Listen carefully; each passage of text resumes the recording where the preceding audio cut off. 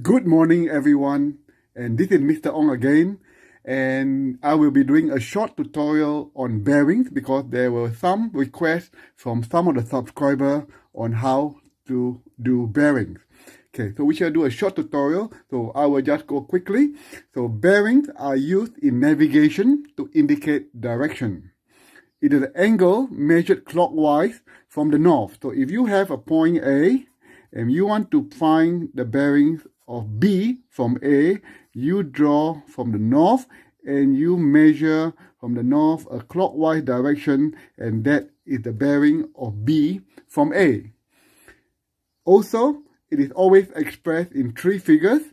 So the bearing is any degrees from 0, 0, 0 degrees to 360 degrees. So if you have 45 degrees, it will be written as 0, 4, 5 degrees.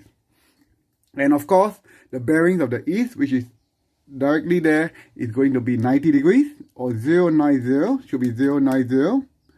And then south, downwards, is 180 degrees.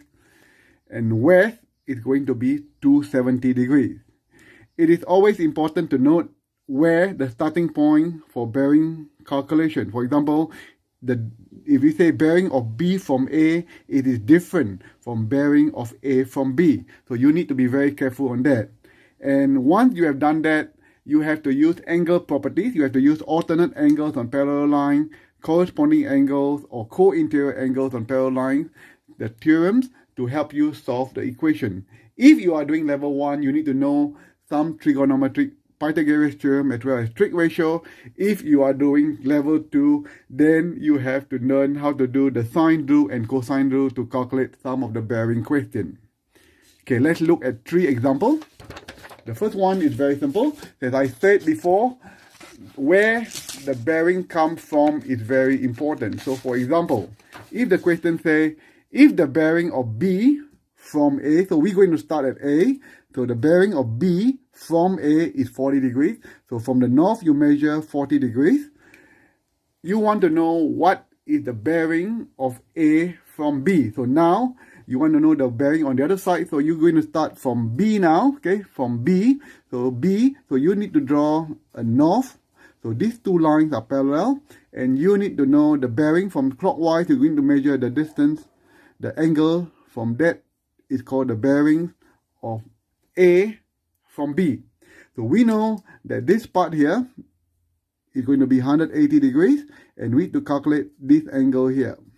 To calculate this angle, as I said before, we have to use the angles property. So if you know that this is two parallel lines, so this is an alternate angle. So if this is 40, that is also 40. So to calculate the bearing of A from B is going to be 180 plus 40 degrees, and the bearing is 220 degrees. Hope you get it. Okay, now we're going to do another example. The next one is similar. Now, the bearing is the bearing of Y from X. If Y is here, the bearing of Y from X, so X is the starting point, we draw the north, and the measure the angle is going to be 140. If this is 90, if east is 90 degrees, the other angle had to be 50, because 50 plus 90 is going to add up to 140. What is the bearing of X from Y? The question is, what is the bearing of X from Y? So now Y is the starting point, so we need to draw another north there, and we are going to calculate that angle here now. Okay, that is the bearing of X from Y.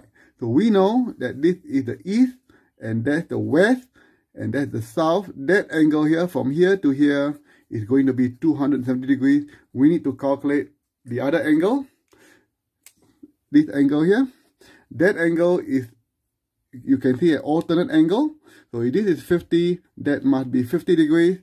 And that will give you the angle there. To calculate the bearing, you just add 270 degrees plus 50 degrees, and the answer is 320 degrees. That is how you calculate the bearing from X from Y. Of X from Y, sorry. Okay, the last one is going to be the type of question you will get in NCEA level 1. If you are doing level 2, of course, it will be slightly different. You have to do sine rule and cosine rule. So John is running in a triangular track. He starts from the point A, so the north here, so you're going to start the bearing. He runs 3 kilometers to the east, so east is 90 degrees. And then from the point B, he is going to make a 90 degrees turn and travel 4 kilometers south. So this is south, so that's 90 degrees and 4 kilometers. The question asks you, and then from C, he's going to run back to A.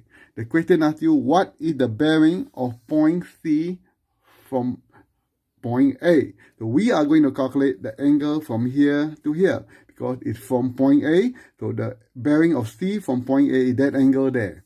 So we know that this is 90 degrees. We need to calculate that angle here. Okay. If we can get this angle, we can add to 90 and that will be the bearing. To do that, we have to use some trigonometric ratio. So what we do first, we are going to use the so-called or trig ratio. In this case, that angle, this is opposite, that is adjacent.